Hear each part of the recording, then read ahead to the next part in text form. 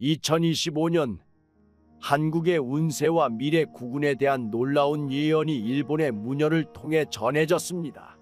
새로운 지도자, 통일, 재난과 영적 시대까지 담긴 이 5가지 예언은 지금 우리 모두가 주목해야 할 내용입니다. 지금 시작합니다. 2025년 한국의 미래를 놓고 많은 이들이 궁금해하고 있다. 누가 이 나라의 새로운 지도자가 될 것인가? 이 나라의 구군은 오를 것인가? 아니면 시련을 맞이할 것인가? 누이 질문에 대해 최근 일본에서 뜻밖의 인물이 충격적인 예언을 남겼다. 그녀는 한평생을 신과 대화하며 살아온 무녀, 일본의 샤먼이다.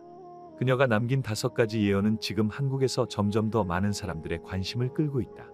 그 예언 속에는 새로운 지도자의 등장부터 남북의 통일, 그리고 한반도의 운명을 뒤흔들 엄청난 사건들까지 담겨 있다. 오늘부터 우리는 일본의 샤먼 이즈모 카구라가 남긴 2025년 한국에 대한 예언을 하나씩 풀어가려 한다. 그녀의 이름은 이즈모 카구라. 이즈모는 일본에서도 가장 오래된 신토 지역 중 하나로 고대부터 신과 인간이 만나는 성소로 여겨졌다. 그 지역의 무녀들은 단순히 종교의식을 행하는 존재가 아니라 신탁을 받아 정치를 좌우하기도 했다. 카구라는 신과 소통하는 춤이라는 뜻을 가진 말이다. 이름처럼 그녀는 신과 연결되어 있다는 자각을 갖고 살아온 인물이다. 그녀는 눈에 띄는 자리에 있던 인물은 아니었다. 하지만 2024년 말 일본 기이현 지역의 한 기자가 그녀와의 짧은 만남을 기록하며 그녀의 이름은 알려지기 시작했다. 그녀는 스스로를 신의 전달자라고 불렀고 그날 기자에게 이런 말을 남겼다. 2025년 한반도가 깨어난다. 지도자는 이 씨가 될 것이며 사람들은 놀라게 될 것이다. 나의 말은 조심스레 전해져야 하며 그 자체로 복이 되거나 화가 될 수도 있다. 일본 무녀가 한국의 미래를 예언한다는 것은 낯선 이야기다. 그러나 동북아시아의 무속 신앙은 생각보다 깊게 연결돼 있다. 한국의 무당, 일본의 무녀, 중국의 도사는 모두 다른 이름을 가졌지만 본질적으로는 보이지 않는 세계를 전하는 자라는 공통된 정체성을 가지고 있다. 그녀는 2024년 한 해 동안 매달 같은 꿈을 꾸었다고 한다. 꿈속에서 보았다는 장면은 이렇다. 한반도의 하늘에 3번 번개가 내리치고 그 불길 속에서 한 남자가 태어난다. 검은 하늘을 가르며 백마를 타고 오는 그 남자. 사람들은 그를 알지만 또 전혀 모른다. 그리고 그가 오자 사람들의 입에서 드디어라는 말이 터져 나온다. 이것이 한국을 향한 예언을 시작하게 된 계기였다. 그녀가 남긴 예언은 단순한 말이 아니다. 그녀는 수기로 15쪽에 달하는 예언문을 남겼고 이는 현재 일본의 한 민간 영적 연구소에 소장되어 있다고 알려져 있다. 예언은 일본어로 쓰였고 전문 해석가에 의해 최근 한국어로 번역되면서 본격적으로 알려지기 시작했다. 그녀는 예언을 말한 것이 아니라 기록으로 남겼다. 그 기록에는 2025년부터 2035년까지의 흐름이 담겨 있으며 특히 한국과 관련된 대목이 가장 인상적이다. 그녀는 기록 서두에 이렇게 적었다. 동쪽에서 깨어나는 나라가 있다. 세계가 조용히 주목하지만 그것은 불현듯 세상의 중심이 될 것이다. 내가 본 것은 단지 미래가 아니라 그 미래를 이끄는 이의 형상이다. 그 형상은 이 씨의 피를 이어받았지만 그 누구도 예상하지 못한 이다. 그녀가 남긴 예언은 총 5가지다. 각각은 분리된 사건처럼 보이지만 실제로는 긴밀히 연결돼 있으며 하나의 흐름을 이룬다. 하나, 새로운 지도자의 등장. 둘, 일본과 한국을 덮치는 자연재해. 셋, 그로 인한 전염병의 확산. 넷, 남북한의 통일과 구군 상승. 5, 동아시아와 영적 시대의 도래. 다음 이야기부터는 그녀가 남긴 첫 번째 예언을 전할 것이다. 이 씨가 나타난다. 그러나 그 누구도 예상하지 못한 사람이다. 그 신비롭고도 충격적인 예언의 내용이 곧 펼쳐진다. 2025년 일본의 무녀 이즈모 카구라가 남긴 예언 가운데 가장 먼저 등장하는 것은 한국의 새로운 지도자에 대한 것이었다. 많은 사람들은 이 예언을 들으며 고개를 갸웃거렸다. 이즈모 카구라는 이렇게 기록했다. 2025년 봄. 하늘은 침묵으로 물들고 땅은 3번의 숨을 들이쉰다. 산은 움직이지 않고 바다는 소리를 잃는다. 그때 한 사내가 모습을 드러낸다. 그는 이 씨의 피를 타고났으며 그 이름은 사람들에게 익숙하다. 그러나 그 얼굴은 아무도 기억하지 못한다. 그는 한때 모두가 지나쳤던 자이며 그림자 속에 있었던 이다. 누구도 그를 앞세우지 않았고 누구도 그를 경계하지 않았다. 그러나 그는 이 땅의 고요함을 깨뜨릴 자이다. 그는 말하지 않고 나타나며 사람들 스스로 그를 부르게 될 것이다. 1사람, 2사람, 10사람, 100사람이 그의 이름을 입에 올린다. 그리고 어느 날 1000명이 그의 앞에 고개를 숙일 것이다. 백마는 없으나 그는 백마처럼 보일 것이다. 왕관은 없으나 그는 왕처럼 보일 것이다. 그가 말하는 것은 짧지만 그 안에 1000개의 말이 담긴다. 사람들은 말한다. 이씨가 나타났다. 그러나 우리가 알던 그 이씨가 아니다. 이제 이 땅은 그에게 기울기 시작하리라. 그리고 강한 바람이 불기 시작한다. 모든 것이 바뀌고 길은 다시 열릴 것이다. 이 예언은 길지도 않았지만 이즈모 카구라가 남긴 기록 중 가장 상징이 강한 구절이었다. 그녀는 단순히 누가 대통령이 될 것이라고 말하지 않았다. 이씨라는 성을 가진 인물, 사람들에게 익숙한 이름, 그러나 전혀 예상하지 못했던 인물, 그리고 그는 말없이 떠오른다. 이 예언이 국내에 알려지자 곧 많은 이들이 해석에 들어갔다. 한국에서 이씨 성을 가진 인물은 너무나 많다. 왕조부터 시작해 정치인, 교수, 기업가, 운동선수, 목회자에 이르기까지 셀 수 없다. 하지만 이즈모 카구라는 이씨는 익숙하지만 얼굴은 낯설다고 했다. 사람들은 이름은 알고 있었지만 그 인물이 등장할 것이라고는 생각하지 않았다는 말이다. 이씨라는 성씨는 한국에서 가장 뿌리 깊은 성씨 중 하나다. 이 성계로부터 이어진 조선 왕조는 물론이고 현대사에서도 다수의 이씨 성을 가진 정치인과 지도자가 등장했다. 그러나 이즈모 카구라는 그 인물이 누구나 예상할 만한 인물은 아니라고 강조했다. 그래서 사람들은 이 예언을 더욱 주의 깊게 보기 시작했다. 그녀는 백마는 없으나 백마처럼 보일 것이라고 말했다. 왕관은 없으나 왕처럼 보일 것이라고도 했다.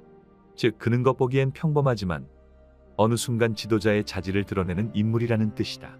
그리고 예언 속에서는 그가 말하지 않고 나타난다고 기록되어 있다.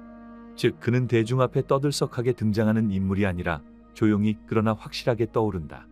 국민이 그를 찾기 시작하고 스스로 그의 이름을 말하게 되는 존재. 이 말은 곧 자연스럽게 민심이 그의 쪽으로 기울어 간다는 의미다. 그리고 중요한 것은 이 예언이 단독으로 존재하지 않는다는 점이다. 이 시가 등장하는 예언은 전체 흐름의 첫 시작일 뿐이다. 이후에 등장하는 자연재해, 전염병, 통일, 세계의 중심으로 이동하는 변화. 모든 것은 이 첫 번째 인물의 등장에서부터 연결되기 시작한다. 이 예언은 단순한 대통령 선거 결과를 말하는 것이 아니라 한국의 국운이 전환점에 들어섰다는 상징적인 표현으로 읽힌다. 이제 다음 예언으로 넘어갈 시간이다. 이즈모 카구라가 남긴 두 번째 예언은 첫 번째 예언과 달리 무겁고 긴박하다. 한국의 새로운 지도자가 나타난 직후 동아시아는 격변의 시기를 맞이한다. 그 시작은 일본에서 일어난다. 그리고 그것은 단지 한 나라의 재앙으로 끝나지 않는다. 그 여파는 곧장 바다를 건너 한국에도 닿는다. 이즈모 카구라의 예언문에는 이렇게 기록되어 있다. 2025년의 여름. 열기가 하늘을 찌르고 대지는 숨을 멈춘다. 그 순간 일본의 서쪽 대지에서 검은 불이 솟구친다. 바위는 갈라지고 물은 붉게 물들며 하늘은 울부짖는다. 3번의 진동과 함께 오래된 신의 분노가 깨어난다. 사람들은 땅 위에 엎드리고 바다는 제자리를 잃는다. 도시는 사라지고 땅은 낯선 형체가 된다. 그러나 이 불길은 일본만의 것이 아니다. 남쪽의 바람은 그것을 서쪽으로 옮긴다. 작은 파도가 밀려오고 그것은 한국의 해안을 삼킨다. 누구도 예상하지 못한 방향에서 물이 올라오고 바람은 그 흔적을 남긴다. 하늘은 하루 동안 붉게 물들고 그날 밤 300만 개의 창문이 동시에 닫힌다. 그리고 조용히 다음 일이 시작된다. 이 예언은 자연재해에 대한 예고다. 많은 해석자들은 이것이 대규모 지진 혹은 해일을 뜻한다고 보았다. 일본은 지진의 나라다. 하지만 이 예언이 특별한 이유는 그 여파가 한국에까지 미친다고 말하고 있다는 점이다. 물리적으로 일본에서의 지진이 한국에 직접적인 피해를 주는 경우는 드물다. 그러나 여기서 말하는 건 단순한 자연의 파장이 아니다. 이즈모 카구라는 일본의 재해가 단지 재난으로 끝나는 것이 아니라 그 여파가 한국 사회 전반에 혼란과 불안을 가져온다고 본다. 그리고 그것은 단지 건물이나 항구에만 흔적을 남기는 것이 아니다. 그 혼란의 파동 속에서 사람들의 생활과 인식의 균열이 생기기 시작한다. 그녀는 이어서 세 번째 예언을 남겼다. 이 부분은 이전보다 훨씬 더 신비롭고 예민하며 경계심을 불러일으킨다. 2025년 그 여름이 지나고 사람들의 입에서 이상한 말이 돌기 시작한다. 숨이 짧아지고 눈이 따가워지고 몸은 떨리며 바른 방향을 잃는다. 병은 입을 닫고 다가오며 그 누구도 처음엔 그것을 병이라 부르지 않는다. 사람들은 이것이 단지 더위 때문이라 말한다. 그러나 그것은 더위가 아니라 기억이다. 잊힌 것들이 다시 몸을 찾는다. 사람들은 집 밖을 나서지 못하고 도시는 조용히 멈추기 시작한다. 그러나 바로 그때 분단의 경계에서 움직임이 시작된다. 북쪽의 땅에서 이상한 기척이 올라오고 남쪽의 땅은 그 신호를 듣는다. 병은 경계를 무너뜨린다. 군인은 병을 막기 위해 손을 맞잡고 의사는 적과 함께 약을 나눈다. 사람들은 처음엔 거부하지만 곧 서로를 찾아 나선다. 두 개의 국경이 녹고 하나의 길이 다시 그려진다. 피와 눈물 그리고 기억 위에. 이것은 전쟁이 아니다. 이것은 공포도 아니다. 이것은 기이한 평화다. 이 예언은 많은 사람들에게 충격을 주었다. 전염병과 남북 통일이 연결되어 있다는 말은 상식의 선을 벗어난 것이기 때문이다. 그녀는 단지 병이 돌 것이라고 하지 않았다. 그 병은 분단된 땅을 흔들고 오히려 경계를 허무는 계기가 된다고 했다. 전염병은 보통 사회를 봉쇄시킨다. 사람들은 문을 걸어 잠그고 타인을 경계하며 살아간다. 그런데 이 예언에서는 오히려 그 병이 사람들 사이의 벽을 허무는 역할을 한다. 이 대목에서 주목해야 할 구절은 다음과 같다. 군인은 병을 막기 위해 손을 맞잡고 의사는 적과 함께 약을 나눈다. 이 말은 매우 구체적이다. 단지 감성적인 통일을 말하는 것이 아니라 실제로 남북 간의 협력이 이루어진다는 뜻이다. 전염병이라는 공통의 위협 앞에서 이념보다 생존이 먼저 작동하게 되고 그 과정에서 실질적인 소통과 공동 대응이 시작된다는 의미로 해석할 수 있다. 기억할 것은 이즈모 카구라는 어떤 전쟁도 언급하지 않았다. 그녀는 총성 없는 전환을 말했고 병이 가져오는 기이한 평화라고 표현했다. 이것이 현실적으로 가능할까? 많은 전문가들이 이 예언을 처음 들었을 때 반응은 반반으로 나뉘었다. 한쪽은 말도 안 된다는 반응이었다.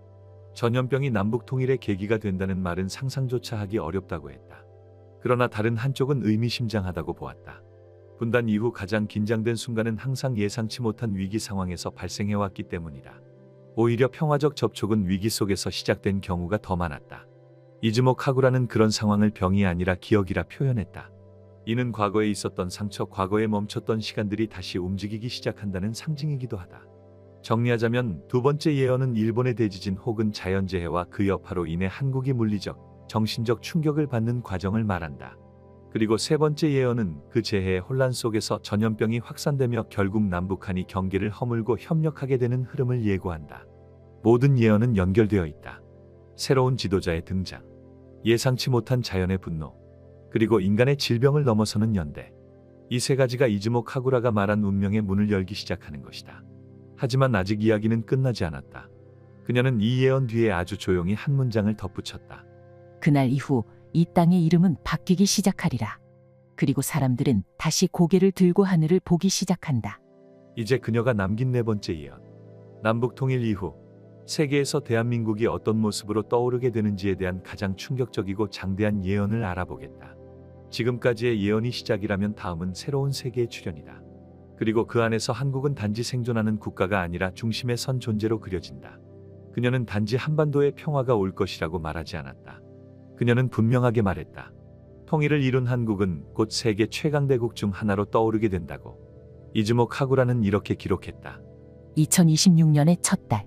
하늘은 유난히 맑았고 바람은 이방인의 숨결 같았다. 사람들은 아직도 믿지 못한 채 같은 땅 위에 섰다. 눈물은 흘렀고 총은 녹슬었다. 말은 적었고 손은 많았다. 기억이 서로를 찌르기도 했지만 시간은 그 틈을 조용히 메우기 시작했다. 그리고 조용히 아무도 예상하지 못한 일이 시작된다. 사람들은 새로운 이름을 입에 올리기 시작하고 지도는 다시 그려진다. 남에서 자란 기술과 북에서 익힌 손이 만난다. 강은 통로가 되고 산은 보루가 되며 도시는 평야 위에 순식간에 세워진다. 새로운 나라. 그 나라는 싸우지 않았지만 누구보다 단단했고 그 나라는 소리치지 않았지만 누구보다 멀리 울려 퍼졌다. 그 나라의 사람들은 굶주림을 기억했고 풍요를 조심스럽게 배웠으며 절제를 미덕으로 삼았다.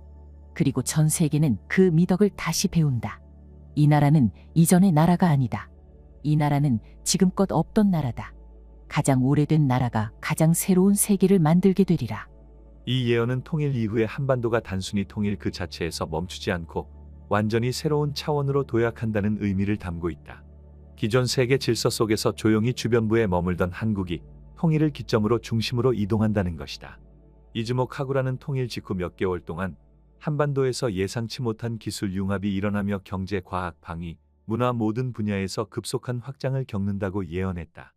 그녀는 특히 기술과 노동, 절제와 기억이라는 단어를 반복해서 사용했다.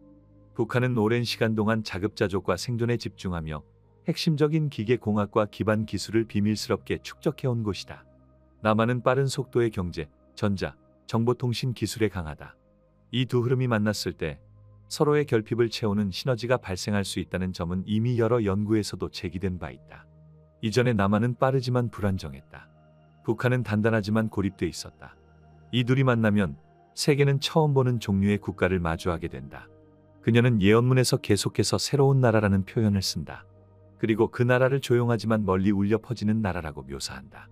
즉 군사력이나 외교력처럼 외형적 힘만을 말하는 것이 아니다. 문화적 영향력, 도덕적 신뢰, 인류 공동체를 향한 태도. 이 모든 것이 새로운 형태의 강대국을 만든다는 이야기다. 이 예언이 공개된 이후 실제로 여러 분석가들이 이 구절에 주목하기 시작했다. 한국은 통일 이후 단지 국토가 넓어지고 인구가 늘어나는 수준을 넘어서 하나의 문명 단위로 자리 잡을 수 있는 유일한 국가가 될 수 있다는 해석이다. 그리고 주목할 점은 이즈모 카구라가 이 예언을 시간대별로 나눠 기록했다는 것이다. 그녀는 통일이 이루어지는 순간을 2025년 겨울에서 2026년 초라고 설정했다. 그 직후 몇 개월 사이에 한반도는 눈에 띄게 변화하기 시작하고 그 영향이 2027년부터는 본격적으로 세계 무대에 드러나기 시작한다고 말했다. 그녀는 또 이런 말도 남겼다. 사람들은 이 나라가 조용히 무너지기를 기다렸지만 이 나라는 조용히 솟구쳤다. 그들은 지켜보며 고개를 돌렸고 다시 돌아봤을 때 중심에 서 있는 것은 이 땅이었다. 그녀가 묘사한 한국은 더 이상 조용한 아시아의 한 모서리가 아니다. 이 예언에서 한국은 중심이다. 그리고 그 중심은 과거에 무너졌던 자리에서 되살아난 것이다. 이어지는 다섯 번째 예언에서 그녀는 한마디로 정리한다. 이제는 동아시아가 세계의 중심이 되리라. 그 중심에서 가장 밝게 빛나는 곳은 조용한 이 땅이 될 것이다. 이제 예언의 결말로 들어간다. 영적인 시대, 그리고 동아시아 전체가 다시 깨어나는 순간. 그녀가 남긴 다섯 번째 예언. 가장 상징적이고 가장 거대한 흐름을 다룬 마지막 기록이다. 지금까지의 모든 예언이 단지 도입이었다면 이제 우리는 그 끝에 문을 열게 된다. 그녀는 이렇게 기록했다. 그날 이후 세계는 이상한 침묵에 쌓인다. 거대한 도시들이 천천히 고개를 숙이고 강대국이라 불리던 이름들이 조용히 잊힌다. 북쪽에서 불던 바람이 멈추고 서쪽에서 오던 돈의 길도 끊긴다. 사람들은 더 이상 숫자를 믿지 않고 귀로 들리는 말보다 가슴속 울림에 귀를 기울인다. 눈에 보이는 것이 전부가 아니라는 것을 사람들은 뒤늦게 깨닫기 시작한다. 그리고 그때 빛이 동쪽에서 퍼지기 시작한다. 오래전 묻혀있던 영의 문이 열리고 사람들은 오래된 진동을 느끼기 시작한다. 그 진동은 숫자가 아니고 그 진동은 총칼도 아니며 그 진동은 사람과 사람 사이에만 흐른다. 그 땅 위에 있는 이들은 말보다 기도를 먼저 하고 논리보다 마음을 먼저 들여다보며 지혜보다 기억을 먼저 꺼낸다. 이제는 영이 이끄는 시대.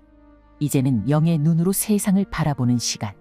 사람들은 기술을 내려놓고 기억을 꺼내 들고 걷기 시작한다. 그리고 어디로 가야 할지를 서로의 마음으로 묻기 시작한다. 동쪽의 나라들, 그 중에서도 한 작은 땅. 그 땅은 소리 없이 중심이 된다. 힘은 없지만 중심이 된다. 무기는 없지만 중심이 된다. 그들은 선도자가 아니라 기억을 보존하는 자들이다. 그들은 정복자가 아니라 잊힌 이름을 부르는 자들이다. 세상은 다시 동쪽으로 기울고 그 끝에서 사람들은 한반도를 바라보며 속삭인다. 거기서부터 다시 시작되었다고. 그녀는 분명하게 말하고 있다. 새로운 시대가 도래하고 있으며 그 시대는 눈에 보이는 강대함이 아니라 보이지 않는 울림에서 비롯된다는 것을. 이즈모 카구라가 다섯 번째 예언에서 말하는 중심은 지리적 중심도 경제적 중심도 아니다. 그녀가 말한 중심은 영적 중심이다. 이 말은 오해를 불러올 수 있다. 흔히 영적이라는 단어는 종교적, 신비주의적으로 해석되기 때문이다. 그러나 그녀가 기록한 문장은 그런 차원을 넘어선다. 그녀는 시대의 전환을 말하고 있다. 한반도는 오랜 시간 동안 주변부였다. 냉전의 잔재, 분단의 상징, 강대국의 이해관계에 끼인 곳. 그러나 그녀는 말한다. 바로 그런 기억이, 바로 그런 아픔이 미래 시대의 중심이 될 자격이라고. 한국은 오랜 시간을 견디며 빠르게 성장하고 지속적으로 변화해왔다. 그리고 통일이라는 거대한 전환점을 넘은 이후 사람들의 삶의 태도 자체가 바뀐다고 그녀는 보았다. 지금 2025년의 한반도는 실제로 새로운 지도자를 향해 움직이고 있고 기후는 점점 불안정해지고 있으며 남북한의 분위기는 조용히 그러나 분명히 변하고 있다. 그녀는 미래를 봤을까? 아니면 오래전 과거의 기억을 꺼낸 것일까? 그 답은 알 수 없다. 이로써 이즈모 카구라가 남긴 2025년 한국 미래국운에 대한 5가지 예언의 여정이 모두 끝났다. 지금까지 소개된 2025년 한국 미래국운 예언은 단지 상상이 아니라 우리가 맞이할 가능성이 있는 흐름입니다. 이 예언이 전하는 메시지를 기억하세요. 지도자, 통일, 미래, 그리고 영적 시대. 한국은 지금 운명의 갈림길에 서 있습니다. 2025년 대한민국. 사람들은 점점 더 자주 이렇게 묻기 시작했습니다. 왜인지 모르게 불안하다. 무언가 큰 변화가 다가오는 것 같다. 2025년이 다른 해와는 다를 것 같은 예감이 든다. 이러한 감정은 단순한 우연일까요? 아니면 우리가 알지 못하는 징후일까요? 이제 우리가 주목해야 할 이름이 있습니다. 바로 보우 스님과 효봉 스님입니다. 두 스님 모두 각자의 시대에서 한국 불교계의 중심에 섰던 인물이며 동시에 예언자로 기록된 이들입니다. 놀랍게도 이 두 사람은 2025년, 을사년 그리고 나타날 어떤 한 인물에 대해 매우 유사한 예언을 남겼습니다. 그리고 그 예언은 지금 이 순간 대한민국이 마주한 현실과 묘하게 겹쳐지고 있습니다. 2008년 겨울, 해인사 대장경판전에서 발생한 화재는 대한민국 불교계를 충격에 빠뜨렸습니다. 수많은 귀중한 경전과 기록들이 사라질 뻔했던 그 순간, 한목판 뒤에서 의문의 두루마리가 발견됩니다. 그 이름은 역상록. 이 역상록은 조계종 초대 종정을 지낸 효봉 스님이 남긴 예언서였고, 놀랍게도 그 마지막 장은 명확하게 이렇게 적혀 있었습니다. 이 문서는 2025년 을사년이 오기 전까지는 절대 열어서는 안 된다. 그리고 지금 우리는 바로 그 해를 앞두고 있습니다. 그보다 훨씬 이전 고려말 혼란의 시대 속에서 백성의 등불이 되고자 했던 선종의 거장보우 스님 또한 자신의 저서에 을사년의 지도자를 언급하며 한 인물의 등장을 경고했습니다. 그리고 그 인물은 단순한 정치적 리더가 아닌 국운과 영적 흐름까지 바꾸는 존재로 묘사되어 있었습니다. 두 스님의 예언은 서로 다른 시대에 태어났음에도 불구하고 하나의 공통된 흐름으로 이어집니다. 그 중심에는 바로 2025년, 을사년 그리고 지도자라는 키워드가 반복적으로 등장합니다. 보우 스님의 생애와 예언, 국운은 한 사람의 선택에 달려있다. 고려 말기 혼란의 시대, 외세의 침입, 내부의 분열, 정치적 불안 속에서 백성들은 앞날을 알 수 없는 불안감에 시달리고 있었습니다. 그 혼돈의 한복판에 한 스님이 나타납니다. 그의 이름은 보우 스님. 불교계에서는 그를 고려 말 최대의 선승, 정치적 해석자들은 예언자이자 국운을 통찰한 자로 평가합니다. 그리고 많은 후대 학자들은 말합니다. 그가 남긴 을사년의 지도자에 대한 예언이 바로 2025년 한국의 미래를 가리키고 있다고. 보우 스님은 1301년 지금의 경기도 양평 지역에서 태어났습니다. 그의 어머니는 태몽으로 태양이 가슴속으로 들어오는 꿈을 꾸었다고 전해집니다. 그 꿈은 아이가 세상을 밝힐 운명을 타고났다는 상징으로 받아들여졌습니다. 13세의 나이에 회암사에서 광지선사에게 귀의한 보우는 젊은 시절부터 화두 참구에 몰입하며 깨달음과 통찰의 깊이를 스스로 넓혀갔습니다. 19세에는 조주의 만법규일이라는 화두를 들고 7일간 단식하며 용맹정진했고, 이 과정에서 그는 첫 깨달음을 얻었다고 기록되어 있습니다. 그리고 이렇게 말합니다. 깨달음이란 단번에 얻는 것이 아니라 반복되는 수행과 고통을 통해 완성된다.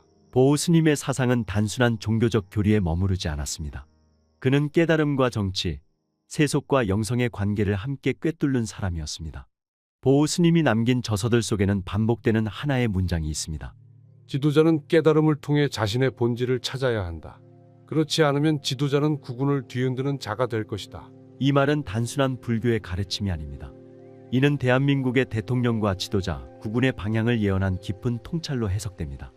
그는 지도자라는 존재를 단순히 통치하는 자가 아니라 백성과 함께 운명을 짊어지는 존재로 바라보았습니다. 46세 무렵 보우는 자신의 깨달음을 검증받기 위해 원나라로 건너갑니다. 그곳에서 임재종의 천공선사를 만나 자신의 수행을 인정받고 법맥을 잇는 18대 법손으로서 가사를 전수받았습니다. 원 황제와 태자 앞에서도 법문을 펼친 보우 스님은 그 영향력으로 귀국 후 공민왕의 왕사로 임명됩니다. 그러나 그는 권력에 깊이 관여하길 거부했고 왕에게조차 이렇게 조언했습니다. 지도자는 강한 자가 되어야 하나 백성의 마음을 얻지 못하면 강함은 칼이 된다. 을사년의 예언. 보우 스님의 저서 가운데 오늘날 가장 많이 언급되는 문장이 있습니다. 을사년 그 지도자는 혼란을 넘어서야 한다. 그는 을사년이 국운의 시험대가 되는 해라고 봤고 그 중심에 지도자의 선택과 결단이 놓일 것이라 말했습니다. 그는 이어서 예언합니다. 바람은 강할 것이고 물결은 높을 것이다. 지도자가 결단하지 못하면 모든 것은 흩어지고 소멸할 것이다. 이 구절은 매우 상징적입니다. 바람과 물결은 정치적 혼란과 사회적 갈등을 의미하며 지도자가 중심을 잡지 못하면 대한민국의 국운 자체가 무너질 수 있다는 경고입니다. 이어 그는 더욱 의미심장한 말을 남깁니다. 하늘은 닫히지 않을 것이다. 그러나 그 하늘 아래 사람들은 혼란에 빠질 것이다. 지도자가 하늘을 올려다보지 않으면 어둠이 내려올 것이다. 이는 지도자의 시야가 권력과 이익이 아닌 하늘과 백성을 향해야 한다는 메시지로 해석됩니다. 보호 스님은 지도자란 존재의 이중성에 대해서도 경고합니다. 지도자는 두 개의 얼굴을 가질 것이다. 하나는 백성을 위로하는 얼굴이요. 하나는 백성을 두렵게 하는 얼굴이다. 그 두 얼굴이 합쳐질 때 나라의 운명도 함께 정해질 것이다. 이는 지금의 대한민국 정치 상황 그리고 2025년을 둘러싼 대통령 후보들의 상반된 이미지와도 연결될 수 있습니다. 또 그는 이렇게 말합니다. 을사년 그 해에는 바람이 스스로 멈추지 않을 것이다. 지도자가 바람을 멈추게 해야 한다. 그러나 그 바람을 등지지 못한다면 모든 것이 날아갈 것이다. 2025년을 둘러싼 외교적 압박, 경제적 불안, 사회적 분열은 단순한 위기가 아니라 지도자의 결단력이 요구되는 시기임을 다시 한번 암시합니다. 보호 스님의 가장 유명한 예언 중 하나는 다음과 같습니다. 을사년 그 해의 지도자는 큰 물결 위에 서 있을 것이다. 그러나 그가 그 물결을 다스리지 못하면 물결은 그를 삼킬 것이다. 그는 지도자의 존재 자체가 국운의 흐름과 직결된다고 보았습니다. 특히 2025년 한국의 미래는 대통령 개인의 자질이 아니라 그가 백성과 어떤 관계를 맺고 있는가에 달려있다고 강조했습니다. 2025년 대한민국은 또 한 번 을사년을 맞이했습니다. 보호 스님의 말처럼 그 해는 새로운 지도자의 등장 그리고 그 지도자의 선택이 대한민국의 국운을 갈라놓는 전환점이 될 수 있습니다. 효봉 스님의 생애와 예언, 역상, 시간을 거슬러 본 자의 기록. 2025년 우리가 지금 주목하고 있는 이 해에 대해 60년 전 이미 명확히 예언한 인물이 있습니다. 그는 바로 조계종 초대 종정, 한국 불교의 기둥이자 동시에 시간의 흐름을 거슬러 본 예언자 효봉 스님입니다. 그가 남긴 예언서 역상록, 그 책은 시간을 거슬러 기록한 문서이며 그 마지막 장에는 이렇게 쓰여 있습니다. 나는 이것을 200년 후에 쓰고 있다. 그리고 그 핵심 연도는 바로 2025년 을사년입니다. 효봉 스님은 1888년 강원도에서 태어났습니다. 일제 강점기를 온몸으로 겪은 독립운동가이자 한국 불교의 중심에 선 거목. 하지만 그의 가장 특별한 점은 죽음을 경험한 이후 시작된 예지력입니다. 1939년 겨울 스님은 극심한 폐결핵으로 생사의 문턱에 놓였습니다. 41일간 지속된 고열과 혼수 상태. 모두가 임종을 준비하던 그때 방 안에선 소나무꽃 향기가 퍼졌고 기이한 빛이 공간을 가득 메웠다고 합니다. 그리고 마침내 눈을 뜬 스님은 첫마디로 이렇게 말했습니다. 나 미래를 보았다. 이후 그는 이를 역상, 즉 시간을 초월해 모든 시공을 내려다보는 상태라 설명했습니다. 그리고 한반도의 미래, 특히 2025년 한국의 국운과 대통령, 지도자의 등장을 정확히 언급하는 기록을 남기기 시작했습니다. 역상록의 구조. 효봉 스님이 1966년 생애의 끝자락에서 남긴 이 문서는 총 33장으로 이루어져 있으며 놀랍게도 그는 시간의 역순으로 예언을 써 내려갔습니다. 그 이유에 대해 스님은 이렇게 말합니다. 미래는 직선이 아니라 순환한다. 시간은 앞이 아니라 아래에 있다. 이러한 기록은 당시 제자들에게도 이해되지 않았지만 2025년을 목전에 둔 지금 그 상징은 점점 더 구체적으로 현실화되고 있습니다. 역상록 2025년 예언 중 주목할 만한 문장은 바로 이 문장입니다. 푸른 산이 흔들릴 때 남쪽 바다의 파도가 일어서며 새벽빛이 그를 비추리라. 이 구절은 단순한 상징으로 보일 수 있지만 뒤이은 문장에서 효봉 스님은 한 인물의 등장을 명확히 지목합니다. 그 사람은 이름이 아니라 그가 어떤 선택을 하느냐로 드러날 것이다. 즉, 지도자는 자격이 아니라 행동으로 드러나며 그 인물은 이미 등장했을 가능성이 있다고 언급합니다. 역상록 한 페이지에는 그 사람에 대한 묘사가 등장합니다. 그는 말이 아닌 행동으로, 지시가 아닌 빛으로, 이름이 아닌 영향력으로 기억될 것이다. 그리고 신체적 묘사로는 다음과 같이 기록합니다. 깊고 맑은 지혜의 주름이 있는 이마, 복을 부르는 귀, 왼손바닥에 태극과 북두칠성이 합쳐진 무에. 이는 불교학자들이 해석하길 동양의 지혜, 북방의 통찰력, 천지의 기운을 겸비한 존재라는 뜻입니다. 스님은 말했습니다. 나는 그의 얼굴을 보았다. 사람들은 그를 안다고 믿지만 그의 진짜 모습은 아직 드러나지 않았다. 이 말은 많은 이들이 알고 있는 인물이지만 그 본질과 선택은 아직 세상에 나타나지 않았음을 시사합니다. 동아시아와 세계 질서의 재편. 효봉 스님은 단순히 한 사람의 등장을 넘어 2025년 이후 한국의 위치 변화까지 예언합니다. 작은 반도가 세계의 길이 되어 동서의 지혜를 잇는다. 그는 일본에 대해서는 이렇게 말했습니다. 8월 동쪽 해안이 흔들릴 것이다. 바다와 불이 만나는 곳에서 흔들림은 시작된다. 지질학자들은 이 예언이 일본 동부 해안의 대지진 가능성과 연결된다고 분석합니다. 또한 중국에 대해서는 다음과 같이 경고합니다. 천년간 하나였던 땅이 다시 본래의 이름을 찾기 시작할 것이다. 이는 중국 내부의 분열 가능성, 즉 민족적 긴장과 정치적 재편이 동아시아 전체에 영향을 줄 수 있음을 암시합니다. 한국의 역할과 그 사람. 가장 주목할 구절은 바로 이 부분입니다. 북쪽 하늘이 불타오를 때 남쪽 바다에서 그가 나타난다. 그리고 이어지는 구절에서 그는 결정적으로 말합니다. 그는 체제의 일부가 아니었고 오히려 그 체제에 의해 잊혀진 자였다. 그러나 혼란의 중심에서 사람들은 다시 그를 찾게 될 것이다. 스님은 그 인물에 대해 이렇게 예언합니다. 그는 칼이 아닌 마음으로 세상을 바꾼다. 권력을 구하지 않으나 마지막에는 모든 이가 그를 따른다. 이것은 지금까지 우리가 알고 있던 정치 지도자의 이미지와는 완전히 다른 새로운 형태의 지도자를 의미합니다. 그리고 효봉 스님은 단언합니다. 그는 이미 너희 가운데 있다. 역상록 마지막 장에서는 다음과 같은 예언도 등장합니다. 2026년부터 시작되는 7년간은 5천년 역사에서 가장 찬란한 시기이다. 서울은 세계 문화의 중심이 되고 부산은 금융의 핵심지, 백두산은 세계인의 영적 성지가 될 것이다. 그러나 그는 이렇게 덧붙입니다. 봄이 오기 전 겨울은 가장 어둡다. 이 어둠은 우리를 시험하되 끝까지 버리지는 않을 것이다. 즉, 2025년은 국군의 문이 열리기 직전 마지막 혼란의 시기이며 그 안에서 준비된 자만이 운명을 이끌어갈 수 있다고 말한 것입니다. 효봉 스님의 예언은 신비롭지만 동시에 구체적입니다. 그가 반복해 말한 것은 한 가지입니다. 운명은 정해지는 것이 아니라 드러나는 것이다. 준비된 자만이 그 운명을 감당할 수 있다. 2025년, 지금 우리는 그가 말한 바로 그 전환점의 중심에 서 있습니다. 두 시대의 예언자가 말한 인물은 과연 누구일까요? 그 인물은 대한민국의 대통령일까요? 아니면 완전히 다른 위치에서 떠오를 새로운 지도자일까요? 계속 이어집니다. 두 스님의 예언이 가리키는 그 사람. 하나의 인물인가? 2025년, 을사년을 앞둔 지금 보우 스님과 효봉 스님의 예언은 많은 사람들의 관심을 끌고 있습니다. 이 두 스님은 각기 다른 시대를 살았지만 놀랍게도 하나의 공통된 존재를 예고했습니다. 그 중심에는 한 인물이 있습니다. 그 사람은 단순한 대통령 후보나 정치인이 아닙니다. 그는 국운을 바꾸는 인물이며 새로운 시대의 문을 여는 존재입니다. 먼저 보우 스님의 예언부터 살펴보겠습니다. 보우 스님은 이렇게 말했습니다. 을사년, 지도자는 바람과 물결 속에서 길을 찾아야 한다.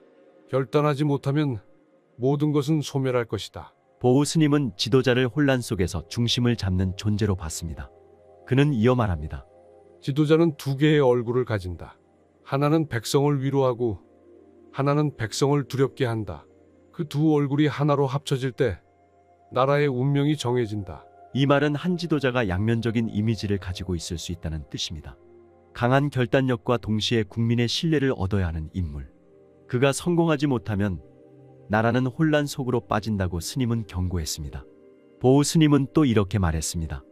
을사년, 바람은 스스로 멈추지 않는다. 지도자가 그 바람을 멈추게 해야 한다.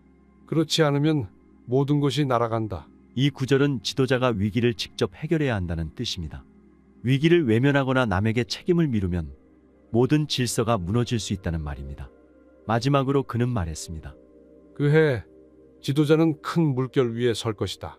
그 물결을 다스리지 못하면 그 물결은 지도자를 삼킬 것이다. 즉, 지도자의 역량은 단순한 통치가 아니라 국운의 흐름을 다스릴 수 있는 힘으로 평가받게 된다는 것입니다. 2025년이 바로 그런 시험대라는 뜻입니다. 이제 효봉 스님의 예언을 살펴보겠습니다. 효봉 스님은 이렇게 말합니다. 그 사람은 체제의 일부가 아니었다. 오히려 체제에 의해 잊혀진 자였다. 하지만 혼란의 중심에서 사람들은 다시 그를 찾게 될 것이다. 즉, 그 사람은 기존 정치권 바깥에 있었던 인물일 수 있습니다. 그러나 사회 전체가 혼란에 빠졌을 때 사람들은 오히려 그를 원하게 될 것이라는 뜻입니다. 효봉 스님은 그 사람을 이렇게 묘사합니다. 그는 칼이 아닌 마음으로 세상을 바꾼다. 권력을 구하지 않지만 마지막에는 모두가 그를 따를 것이다. 이 말은 새로운 지도자가 전통적인 방식이 아닌 전혀 다른 리더십으로 국민의 신뢰를 얻게 될 것임을 말해줍니다. 또 이런 문장도 있습니다. 그는 말이 아닌 행동으로, 지시가 아닌 빛으로, 이름이 아닌 영향력으로 기억될 것이다.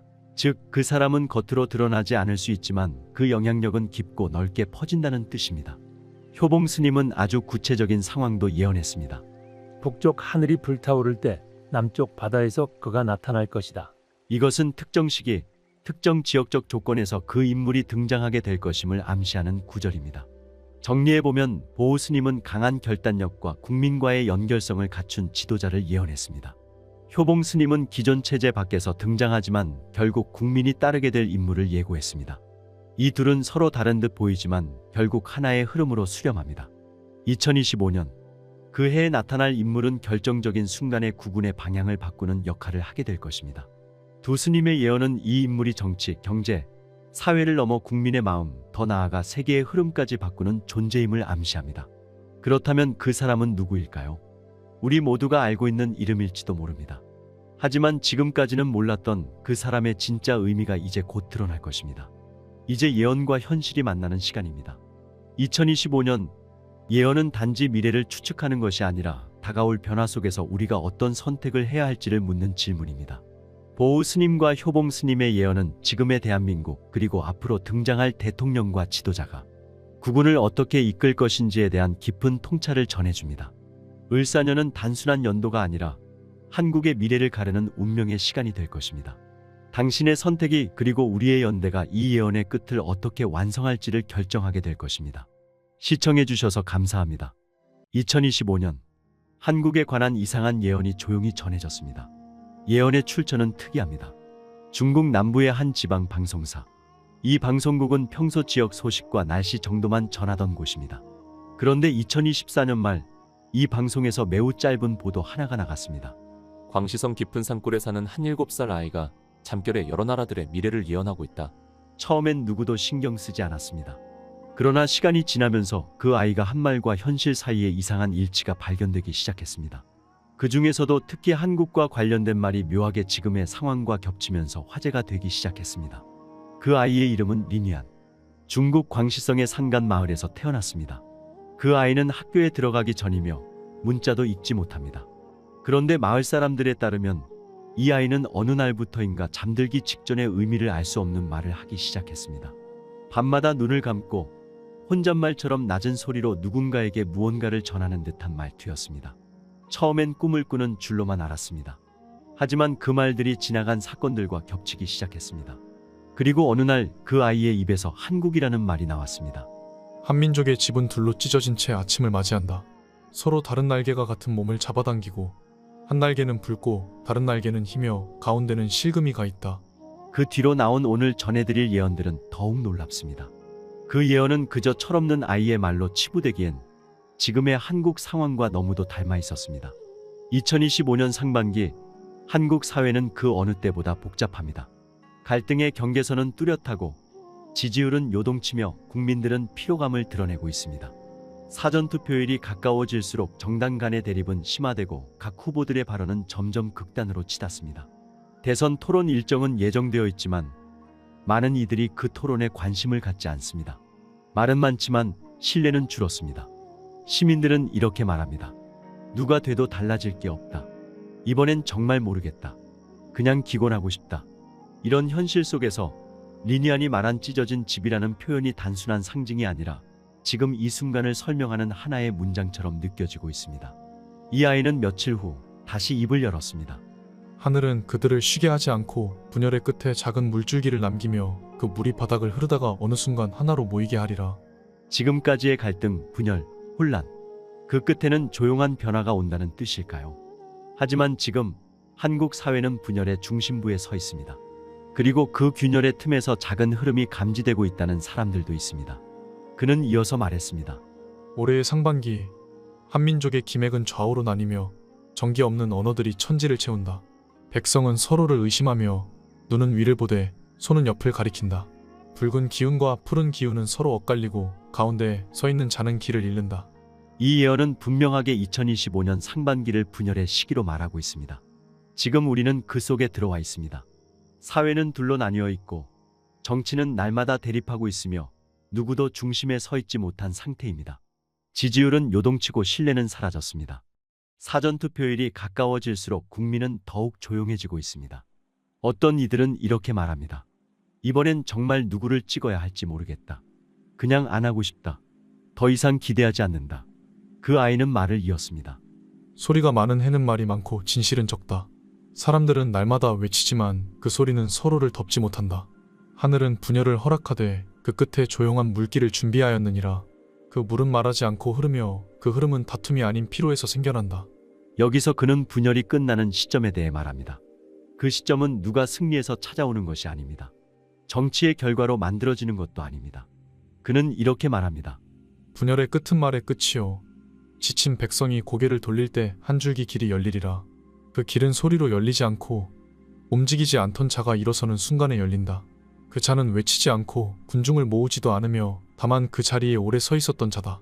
하늘은 그에게 깃을 주지 않고 백성은 그에게 기대를 걸지 않았으나 그 손은 조용히 사람들을 이끌게 되리라. 이 구절들은 하반기에 등장하는 흐름에 대한 이야기입니다. 갈라졌던 민심이 다시 한 방향을 보기 시작하는 것. 분열의 피로가 새로운 선택을 만드는 것. 이것이 이 예언이 전하는 두 번째 흐름입니다.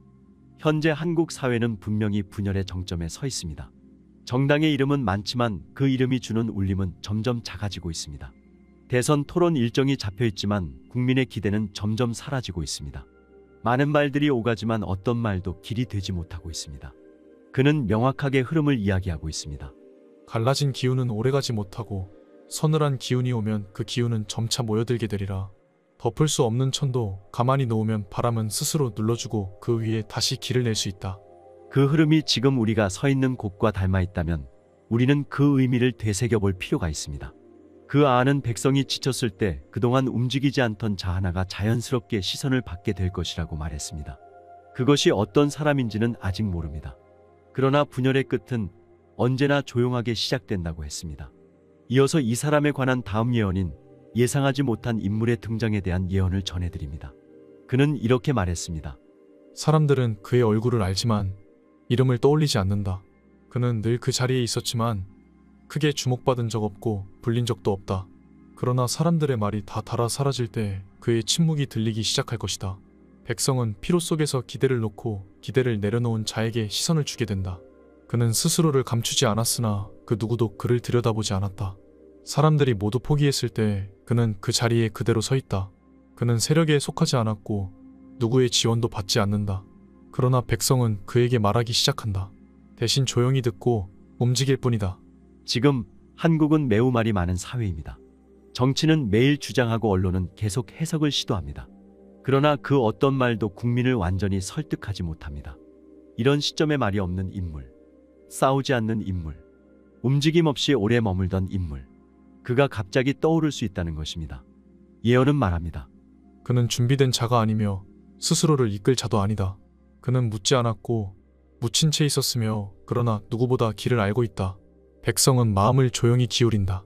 그래서 그는 군중을 모으지 않고도 주목을 받게 된다. 이 흐름은 전형적인 지도자 등장 방식과 다릅니다. 이름이 먼저가 아니라 느낌이 먼저입니다. 기획된 정책이 아니라 축적된 삶의 결과가 먼저입니다. 그리고 무엇보다 이 인물은 지지를 요청하지 않는다는 점에서 지금까지와 다릅니다. 그저 가만히 자신의 자리를 지키는 자, 국민들이 피로 속에 그를 떠올리게 되는 자, 그가 바로 예언 속 인물입니다. 지금 그가 누구인지는 알 수 없습니다. 하지만 이 흐름이 말하는 방식은 지금 우리가 보고 있는 현실과 절묘하게 겹쳐지고 있습니다. 다음은 리니안이 말한 네 번째 예언입니다. 그는 일본의 위기가 찾아오고 그것이 한국에게는 뜻밖의 기회가 된다고 말했습니다. 어떻게 그런 일이 가능하다는 것인지 그 예언의 내용을 자세히 살펴보겠습니다. 일본의 위기, 한국의 기회. 2025년. 이 시점에서 많은 전문가들은 동북아 정세를 크게 흔드는 변화가 곧 닥칠 것이라고 말합니다. 중국과 미국의 대립, 북한의 무력 시위, 러시아와 유럽의 충돌. 그 모든 국제적 긴장 속에서 조용히 흔들리고 있는 나라가 있습니다. 바로 일본입니다. 그리고 리니아는 이 일본의 변화에 대해 분명한 예언을 남겼습니다. 그 예언은 한국의 국운과도 연결되어 있습니다. 그는 이렇게 말했습니다. 해가 뜨던 섬에서 빛이 꺼지는 해가 오고 그 빛은 바다를 지나 다른 반도에 머무르게 된다. 큰 섬은 3번의 흔들림을 맞고 그중 2번째는 사람이 아닌 땅에서 일어난다. 3번째 흔들림이 올 때 섬의 중심은 사람을 잃고 그 옆의 땅은 기회를 얻게 된다. 사람들은 눈을 감고 기회는 눈을 뜬다. 이때 한민족은 가만히 서 있기만 해도 자연히 앞자리에 서게 되리라. 이 말은 상징적으로 들릴 수 있지만 구체적인 내용도 포함되어 있습니다. 일본에서 3번의 위기가 온다는 것. 그중 한 번은 정치적인 사건, 또 다른 하나는 자연에서 비롯된 큰 충격, 그리고 마지막 하나는 일본 사회 전체의 방향을 바꾸는 변화. 그때 한국은 스스로 무언가를 하지 않아도 상대적으로 이익을 얻게 되는 흐름이라는 겁니다. 지금 일본은 경제 성장의 정체, 고령화, 사회적 불만의 증가, 이민 문제, 국방 체계 논란, 이 모든 요소가 동시에 흔들리고 있습니다. 그리고 불안정한 정치 상황은 더 많은 갈등을 만들어내고 있습니다. 2025년 들어 일본의 경제 지표는 예상보다 빠르게 하락하고 있고 엔화는 단기적으로 불안정해졌습니다. 관광 산업도 회복되지 않았고 국민의 체감 경기는 매우 낮습니다. 이런 상황에서 만약 예언이 말하는 정치적 붕괴나 자연재해 또는 사회 전반의 혼란이 일어난다면 일본은 급속도로 위축될 수 있습니다. 리니아는 이 시기를 두고 이렇게 말했습니다. 섬의 그림자는 커지나 그 실체는 작아지고 바람이 지나간 자리에는 새로운 나무가 자란다. 그 나무는 자란다기보다 그저 서 있기만 했던 것이다. 움직이지 않던 땅이 빛을 받게 되면 사람들은 그 땅으로 모이게 된다. 이 예언은 한국이 주도하는 시대가 열린다는 말은 아닙니다. 하지만 한국이 오랫동안 누르던 무게가 스스로 사라지게 되는 순간이 올 수 있다는 이야기입니다. 한국 또한 지금 자체적으로 큰 문제들을 안고 있습니다. 정치적 분열, 세대 간 단절, 경제적 양극화. 그러나 일본이 흔들리고 그 여파가 퍼지는 시점에서 한국이 단단하게 중심을 잡는다면 흐름은 달라질 수 있다는 것입니다. 예언은 흐름을 말합니다. 무엇이 될 것이라고 말하지 않습니다. 그러나 우리가 흐름을 읽을 수 있다면 지금 어떤 준비를 해야 하는지를 스스로 알 수 있습니다. 2025년 일본의 위기는 곧 한국에게는 기회가 될 수 있습니다. 그 기회를 살릴지는 한국이 어떤 자세를 유지하느냐에 달려 있습니다. 이제 리니안이 말한 마지막 흐름, 중국과 대만의 통합과 그 뒤에 숨어있는 위험에 대해 다뤄보겠습니다. 그는 분명히 말했습니다. 하나는 되었으나 무너지기 시작했다. 중국과 대만, 수십 년 동안 이어진 긴장과 대치, 그리고 2025년 리니아는 이 둘이 하나가 될 것이라고 말했습니다. 그러나 이는 좋은 일이 아니라고 전합니다. 그 말은 이렇게 시작됩니다. 두 섬은 마침내 한 줄기를 따라 붙고 하나는 자리를 내주고 다른 하나는 그림자를 키운다. 백성은 환호하지 않고 노인은 침묵하고 젊은이는 불안해하며 하늘은 낮게 깔린다. 하나는 되었으나 그 아래는 흔들리고 기반은 단단하지 않다. 이 만남은 빠르되 결과는 더디게 드러난다. 이 예언은 단순한 지역 통일을 뜻하지 않습니다. 하나가 된다는 말, 그 자체보다 그 이후에 벌어지는 일들이 더 중요하다는 점을 말하고 있습니다. 리니아는 이 연결이 곧 균열을 만든다고 했습니다. 큰 몸은 넓지만 느리며 작은 몸은 빠르나 부서지기 쉽다. 둘이 하나가 되었을 때 큰 몸은 방향을 잡지 못하고 작은 몸은 중심을 잃는다. 그 아래에 있는 땅들은 모두 그 떨림의 영향을 받게 된다. 이 말은 중국과 대만의 결합이 단지 두 나라의 문제가 아니라 동아시아 전체에 흔들림을 줄 수 있다는 의미입니다. 그리고 그 영향은 한국에게도 다가옵니다. 그는 말합니다. 한민족은 그 떨림의 북쪽에 서서 몸은 멀리 있으나 영향은 가까이 받는다. 바람이 강해질 때 조용히 뿌리를 다진 땅은 흔들리지 않는다. 이 예언은 대만과 중국의 연결 이후 미묘한 갈등과 경제적 불안 그리고 정치적 균형 붕괴가 주변 국가에 큰 충격을 줄 수 있다는 점을 말합니다. 중국 내부의 부담, 대만 내부의 반발, 국제사회의 반응, 그리고 미국과 일본의 대응. 이 모든 요소가 복잡하게 얽혀 한동안 동아시아는 긴장 상태에 놓일 수 있습니다. 이때 한국이 어떤 태도를 유지하느냐가 중요해집니다. 리니아는 그 시기를 이렇게 표현했습니다. 앞서 뛰던 자들이 멈추고 뒤에 걷던 자들이 중심을 잡는 시기. 과거를 따르던 이들이 흔들리고 미래를 준비한 이들이 주목받는다. 그때 한민족은 서두르지 말고 흐름을 관찰하며 자리를 고수해야 한다. 이 예언은 선택의 시간이 다가오고 있다는 말입니다. 중국과 대만이 하나가 되었을 때 그 결과는 오래 지나야 드러나고 그 부작용은 주변에서 먼저 느껴질 수 있다는 것입니다. 그렇기 때문에 성급한 대응보다 조용한 내실이 중요하다는 경고로 들립니다. 그는 마지막에 이렇게 덧붙였습니다. 결합은 안정이 아니라 시험의 시작이다. 둘이 하나 되었을 때 모두가 쉬게 되는 것이 아니라 몇은 더 빠르게 흔들리고 몇은 준비된 채 자리에 앉는다. 이 시험은 모두가 본 적 없는 방식으로 다가올 것이다. 지금의 한국은 그 경랑 속으로 들어가고 있습니다. 하지만 그 흐름을 읽고 미리 준비한다면 충격이 아닌 기회로 만들 수 있습니다. 리니안의 예언은 이 시기를 위한 방향을 묻고 있습니다. 지금 이 시점에서 우리의 자세는 급하게 나서는 것이 아니라 단단히 지켜보며 움직일 때를 기다리는 것입니다. 최근 유튜브 인기 검색어를 보면 요즘 사람들의 관심사가 무엇인지 한눈에 알 수 있습니다. 지지율, 사전투표, 대선 토론 일정, 그리고 권영국, 차베스, 노무현 등등의 정치를 상징하는 여러 인물들. 이런 혼란한 시기일수록 국민들이 주의 깊게 관심을 가지며 지켜볼 필요가 있을 것입니다. 오늘 전해드린 2025년 미래 구군 예언이 이 같은 상황에 도움이 되셨으면 좋겠습니다. 시청해주셔서 감사합니다.